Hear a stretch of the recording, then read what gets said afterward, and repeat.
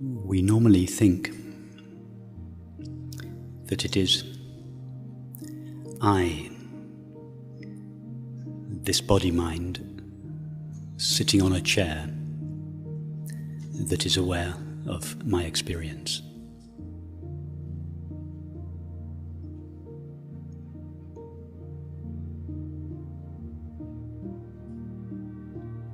It is not I, the body-mind, that is aware of experience. It is I, awareness, that is aware of experience.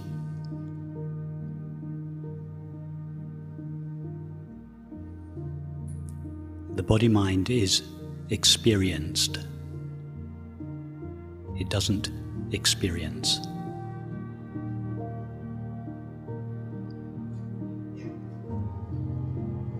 Just check that out for yourself.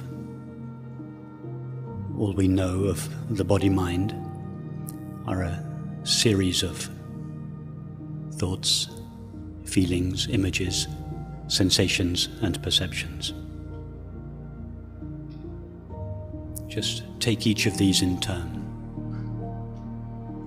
Can a thought experience?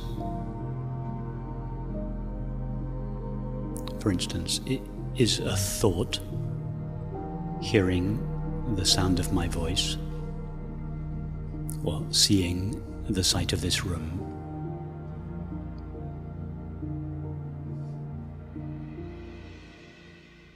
Obviously not. A thought is experienced. It doesn't do the experiencing.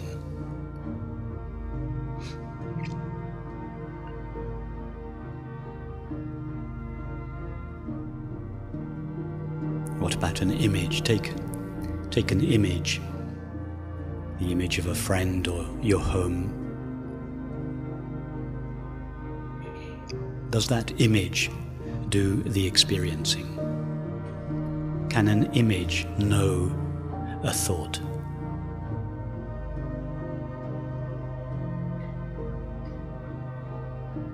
An image is known.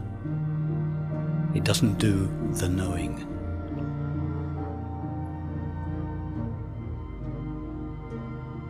Take a feeling, whatever feeling you are presently having.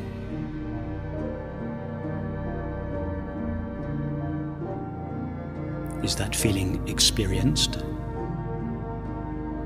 Or does it do the experiencing?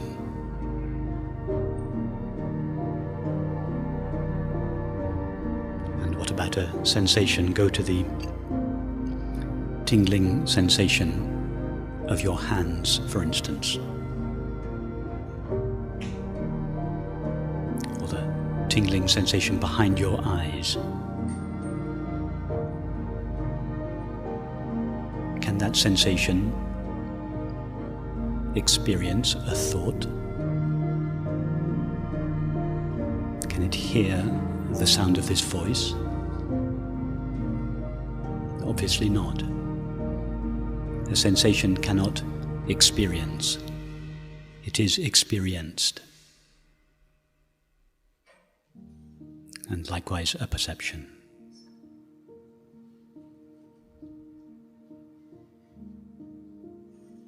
So what is it that does the experiencing, that does the knowing of experience?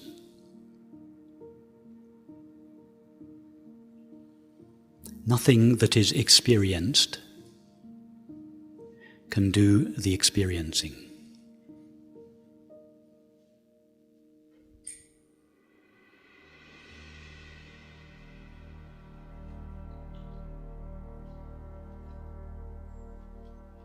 The body and the mind, that is the current flow of thoughts, images, feelings, sensations.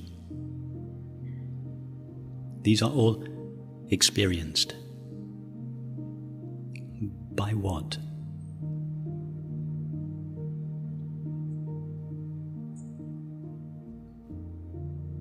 Don't say, I don't know. It is obviously you that is experiencing whatever it is that is being experienced now, your current thought, feeling, image, sensation, and perception. Whatever it is that is knowing, or aware of, or experiencing, all of that is what each of us calls I.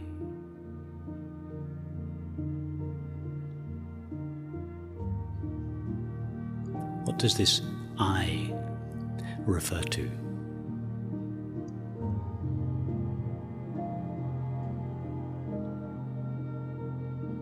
Don't say I don't know. You have been I all your life. You have never ceased being I. Everything that you have been aware of has disappeared.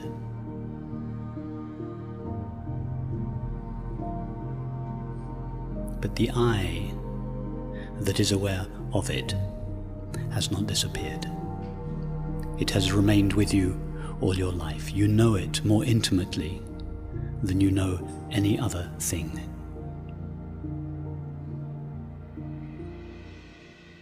Even your most intimate thoughts and feelings are like strangers compared to the intimacy of I. What is that?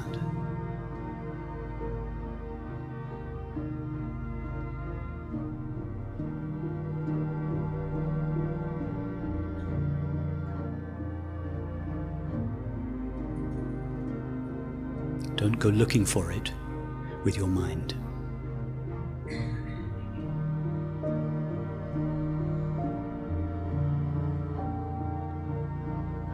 This I is too close to itself to be known as an object. I cannot turn its attention towards itself. It is too close to itself to know itself in subject-object relationship.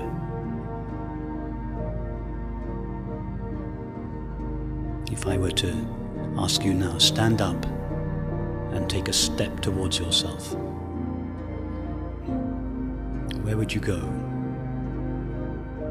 You're too close to yourself to be able to take a step towards yourself.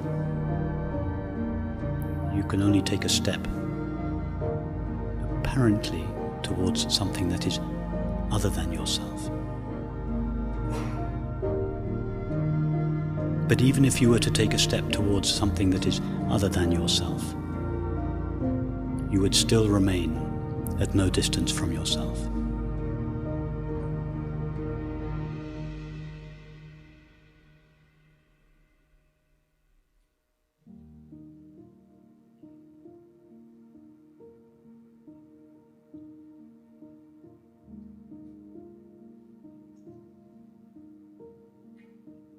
Please don't think that I'm talking about some extraordinary consciousness that I have some special access to.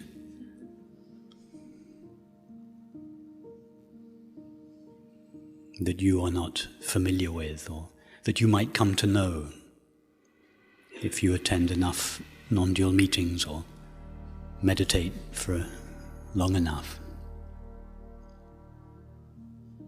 I'm simply talking about the very knowing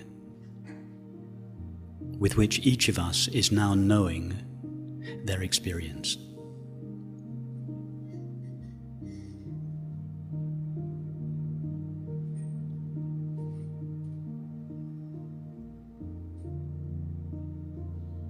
Whatever it is that knows our experience never appears as an experience.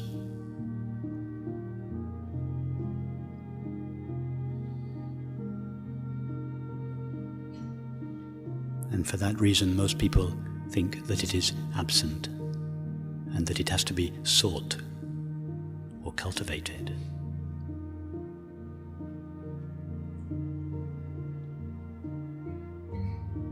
It's like a character in a movie observing that the screen never shows up in the movie, and therefore presumes that the screen is non-existent.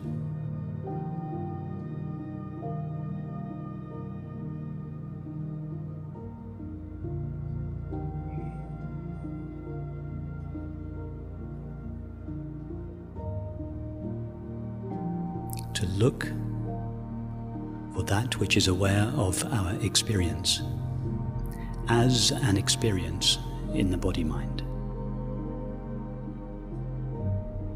It's like a character in a movie traveling the world in search of the screen.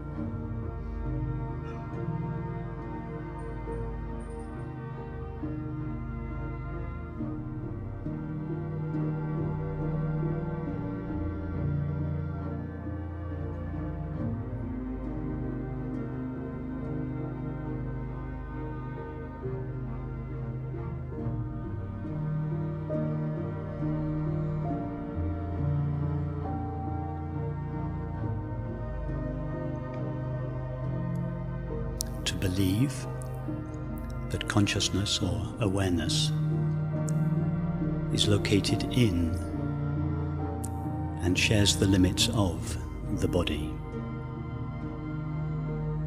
is like believing that the earth is flat, or that the sun travels around the earth.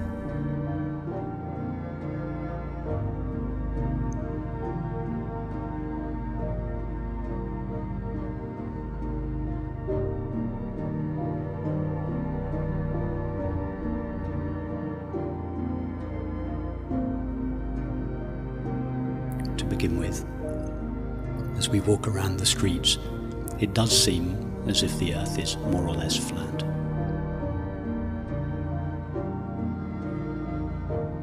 As we observe the sun apparently rising and setting, it does appear that the sun revolves around the earth.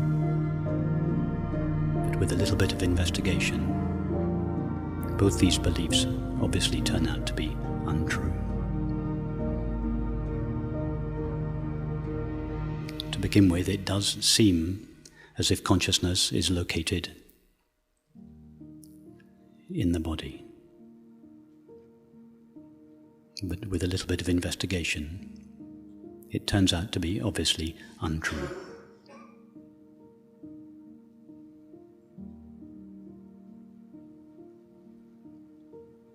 All we know of the body is a flow of sensations and perceptions.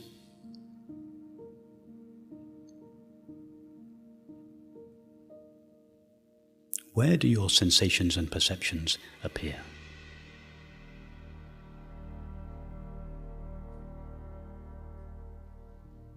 Sensations and perceptions are continuously appearing and disappearing. No sensation or perception lasts long.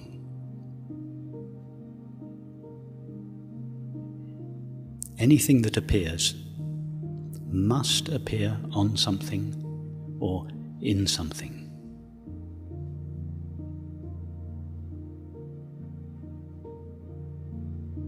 You can't have the words of a novel without a page.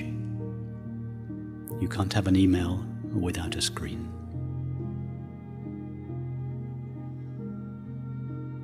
You can't have a sensation or a perception without what?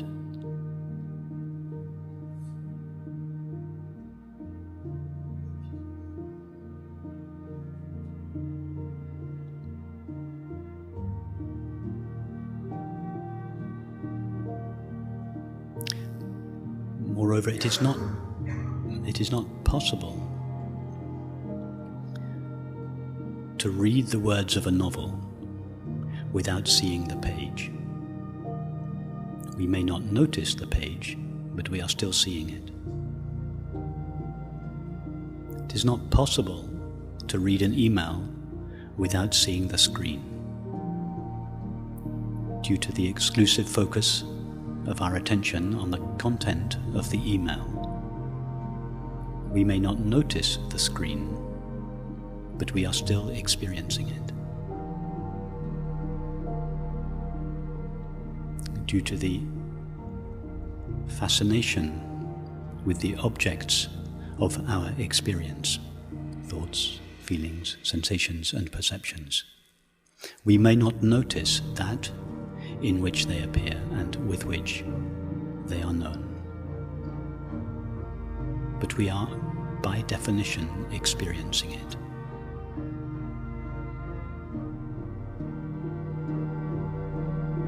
When I say we are experiencing it, who would the we be?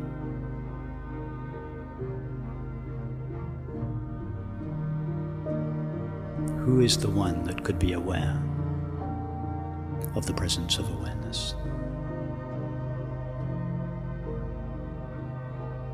Each of us is now having the experience, I am aware. Or each of us is now having the experience of being aware, irrespective of what we are aware of. We are each having the experience of being aware.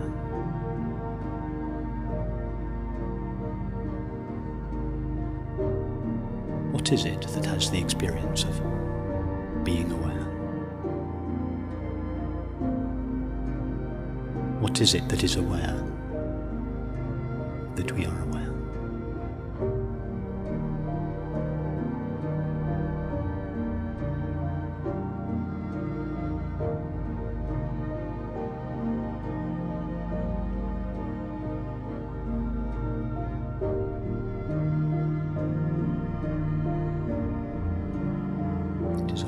Awareness itself.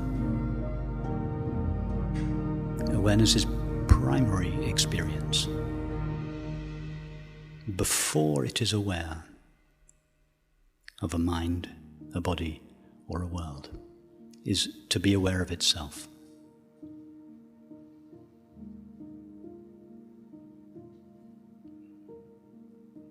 And awareness is knowing of its own being,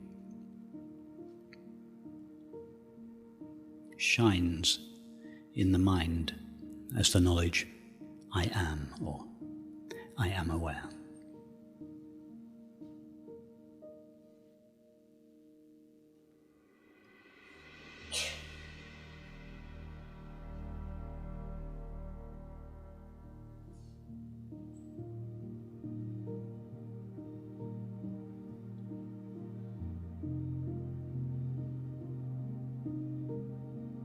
Awareness doesn't need, we'll come to questions in a minute.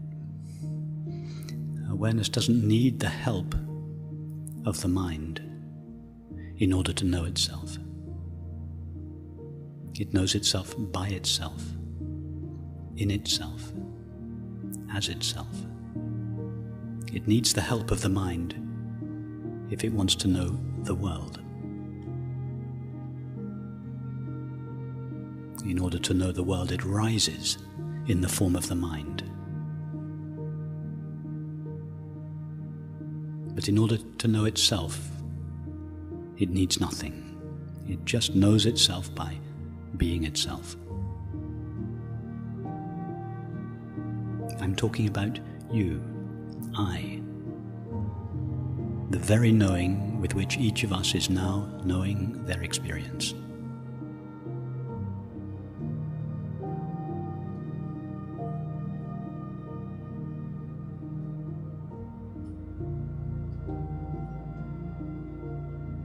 Your current experience, that is your thoughts, your feelings,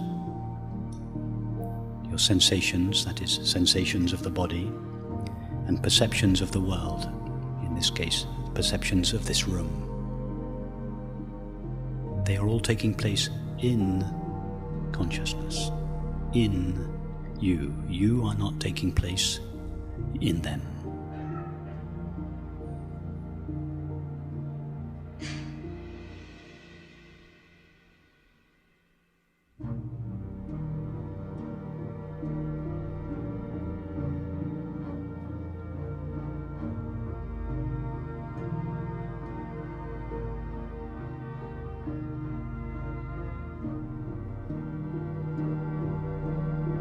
Consciousness seems to be enclosed in the body, just like the space of this room seems to be enclosed by this building.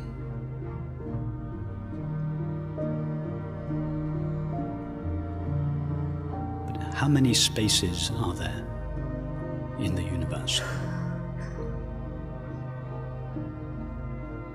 There is just one infinite space.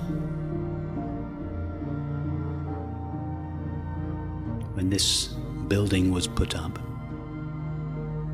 nothing happened to that space.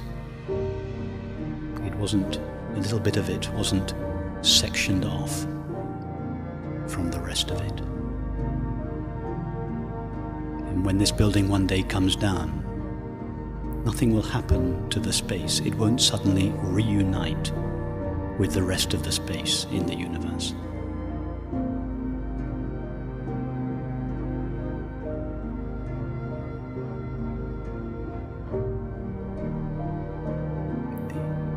The walls of this room just give the space a temporary name and form. But the space itself never acquires the limits of that name and form. It always remains the same infinite, empty stuff. Likewise, consciousness never acquires the name or the form of the body in which it seems to be located.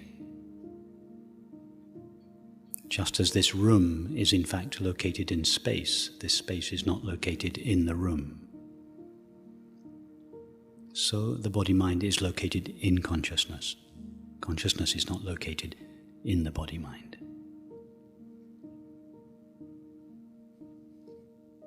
The very knowing with which each of us is now knowing their experience, not some extraordinary mystical cosmic consciousness, but just the very ordinary awareness with which you and I are now knowing our experience, doesn't share the limits or the destiny of the body. It is infinite and eternal, that is unlimited and ever-present. The body and the mind come and go in it. It doesn't come and go in the body-mind.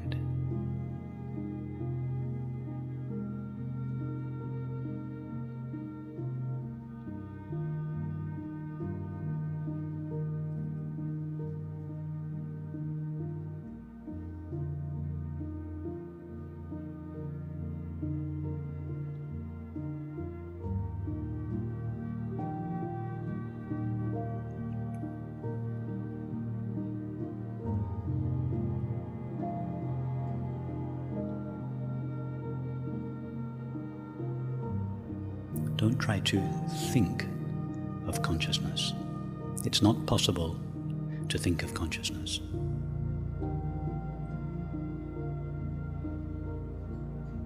If you think that you're thinking of consciousness, you have mistaken consciousness for an object.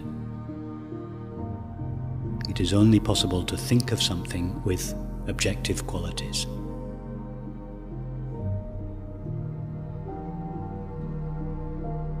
So if we really try to think of consciousness, thought comes to an end.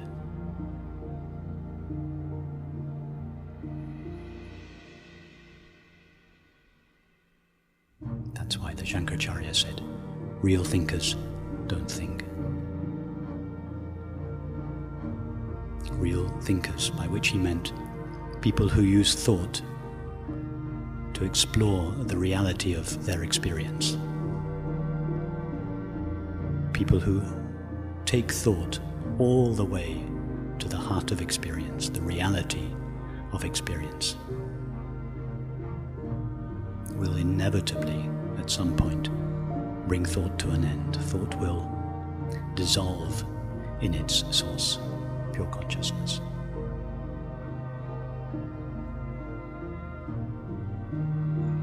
That is why in this approach we don't discipline our thoughts. We don't try to stop thinking.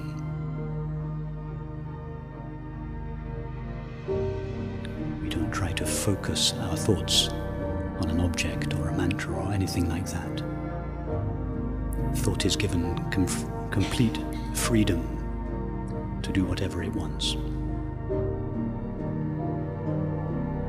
Sooner or later, if thought really falls in love with the reality of its experience,